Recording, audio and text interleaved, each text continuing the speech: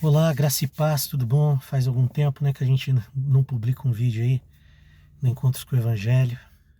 Queria deixar um- uma pergunta para você que está assistindo esse vídeo. Você já foi acusado por alguém? Você já foi humilhado por alguém? Já jogaram coisas na sua cara sobre o teu passado, sobre o que você fez, sobre os teus defeitos?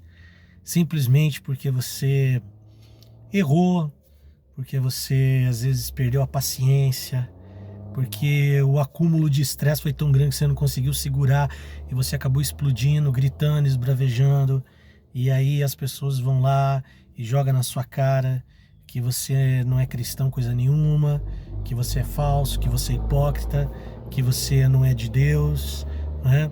Que as pessoas que elas vão desmascarar você diante da igreja, diante do pastor, não é verdade? Eu já passei por isso. E eu tenho certeza que alguns de vocês que estão assistindo esse vídeo também já devem ter passado.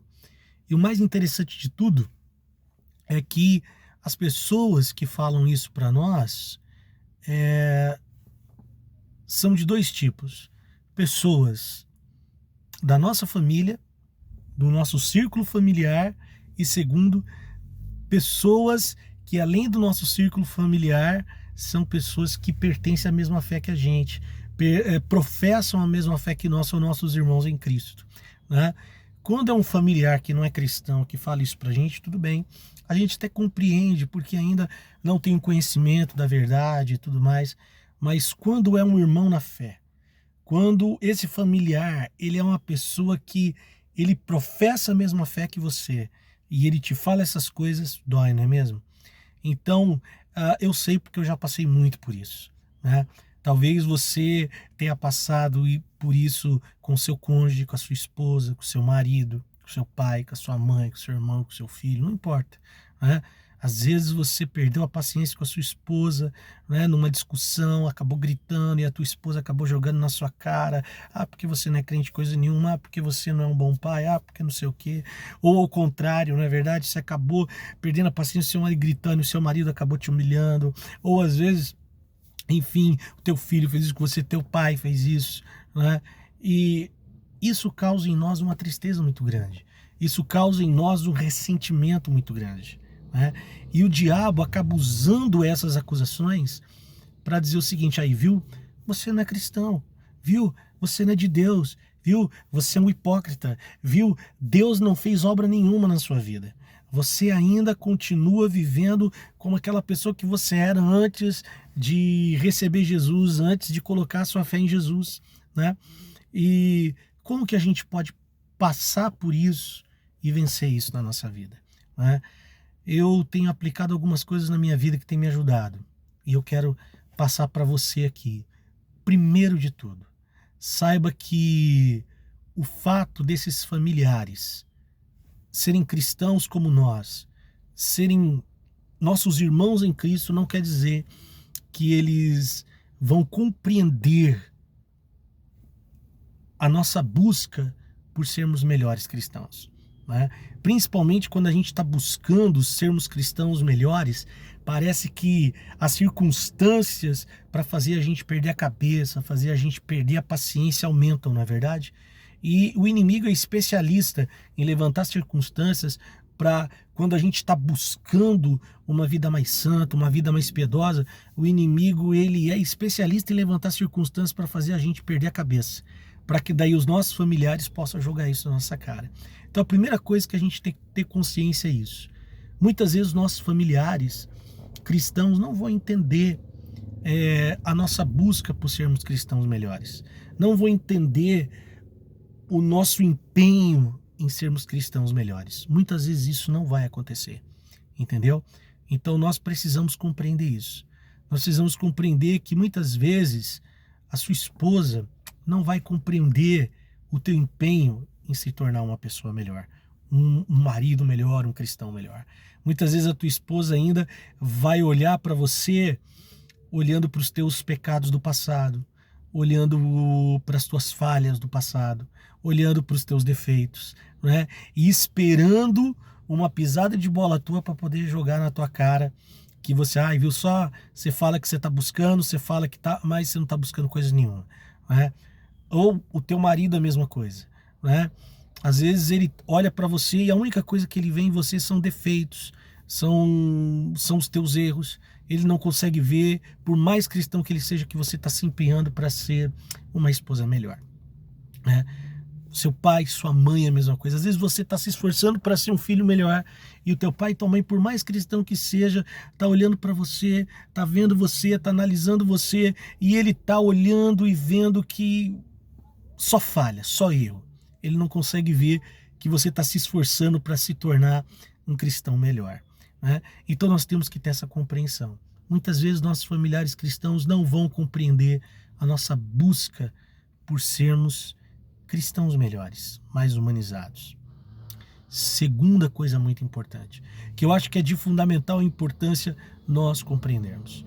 Temos que saber o que Deus pensa de nós. Muitas vezes nós nos rendemos àquilo que eles pensam a nosso respeito. Não, nós temos que nos render àquilo que Deus pensa de nós. Não importa, querido, o que a tua esposa pensa de você. Talvez a tua esposa tenha dito muitas coisas que te magoou, que te ofendeu, que te machucou, mas eu quero dizer uma coisa para você. O que importa não é o que a tua esposa pensa de você. O que importa é o que o Senhor pensa de você. Em Jeremias, a palavra de Deus vai dizer isso. Em Jeremias, a palavra de Deus diz isso. Eu sei os pensamentos que eu tenho a respeito de vocês. Pensamentos de bem e não de mal, né? O que importa não é o que o teu marido pensa a teu respeito. Às vezes o teu marido, minha irmã, pensa o pior de você, mas Deus pensa o melhor. Fique com aquilo que Deus pensa de você. Deus sempre pensa o melhor de você, mesmo quando você perde a paciência, mesmo quando você estoura com as pessoas, tá? Segundo, saiba quem você é em Cristo. Porque às vezes nossos familiares, diante dos nossos erros, diante da nossa falta de paciência, diante do nosso momento de estouro, vai chegar para você e vai jogar coisas na tua cara. Mas saiba quem você é em Cristo. Porque a palavra de Deus diz que em Cristo nós somos novas criaturas, em Cristo somos justos, em Cristo somos santos, em Cristo somos filhos de Deus, em Cristo somos aceitos por Deus, em Cristo somos habitação do Espírito Santo, em Cristo somos morada do Espírito Santo, em Cristo pertencemos a Deus, em Cristo somos irrepreensíveis, perfeitos, sem mácula, nem ruga. Então, ou seja, fique com quem você é em Cristo. A sua verdadeira identidade não está na acusação do seu familiar contra você. A sua verdadeira identidade está em Cristo. Mas eu errei. Então tome a terceira atitude. Errou, perdeu a paciência, entra no seu quarto, fecha a porta e confesse seu pecado. Confesse. Porque 1 João 9, a palavra de Deus vai dizer isso. Se confessarmos nossos pecados, Ele é fiel e justo para perdoar os nossos pecados e nos purificar de toda injustiça. Então confesse. Confesse. E se acontecer de você realmente perder a paciência de novo, volte para o seu quarto e confesse de novo. Se você perder a paciência outra vez, volte lá e confesse novamente. Até que realmente isso comece a diminuir em você, né? E o Senhor comece a transformar a sua vida. E acima de tudo, e por último, morra. Morra para o que as pessoas pensam a seu respeito. Morra para as acusações das pessoas. Morra em Cristo. Morra. Porque quando nós morremos em Cristo, nós aprendemos a não bater de frente. E eu tenho aprendido muito isso. E é dizer para o Senhor, eu preciso aprender a morrer em Ti. Porque eu sei que quando eu morrer em Ti e a afronta vier contra mim, eu não vou revidar. Eu não vou perder a paciência, eu não vou estourar. Porque você já viu um morto revidar? Você já viu um morto revidar um tapa na cara? Você já viu um morto revidar um chute? Se você pegar um defunto e dar um chute no defunto, ele vai te chutar de volta. Se você der um murro na cara do defunto, ele vai revidar um murro na cara. Por que ele não vai? Porque ele está morto. Ele está morto. Então morra em Cristo. Porque quando nós morremos em Cristo, essa experiência de morrer em Cristo é tão maravilhosa que quando vier a afronta, quando vier a ofensa, nós não vamos reagir. Nós não vamos reagir.